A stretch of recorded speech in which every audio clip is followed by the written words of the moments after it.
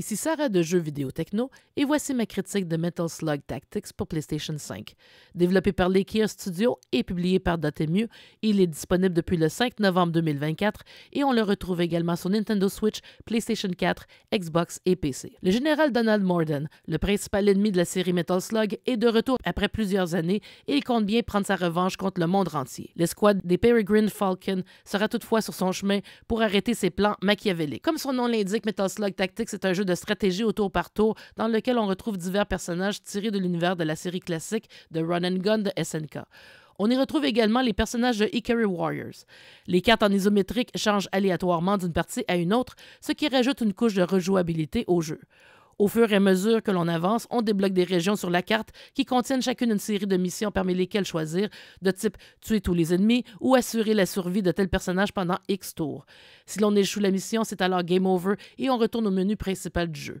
Cependant, avant de reprendre sa partie, on peut également améliorer les armes et capacités des personnages au quartier général pour ainsi avoir plus de chances de réussir au prochain essai.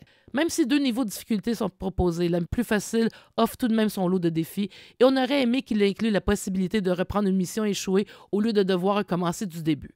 Il n'est pas toujours facile de déterminer si le jeu a enregistré automatiquement la partie ou non et il n'est pas possible de le faire manuellement. Visuellement, le jeu reprend la patte graphique qui a fait la notoriété de Metal Slug, même s'il a fallu la recréer de toutes pièces en raison du point de vue en isométrique des cartes. Cependant, la police de caractère utilisée pour le texte à l'écran offre un contraste un peu désagréable par rapport à ce style visuel en pixel art. Puisqu'il s'agit d'un jeu développé par un studio basé à Paris, la version française est excellente.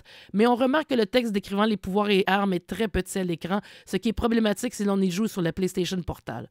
Il n'est pas toujours facile de retrouver son personnage sur la carte, surtout lorsqu'ils sont transformés temporairement en momie. Heureusement, il est possible de passer d'un personnage à un autre par le truchement des boutons L2 et R2. Les amateurs de jeux de stratégie au tour par tour de style Final Fantasy Tactics ou Disgaea seront ravis par ce nouveau titre.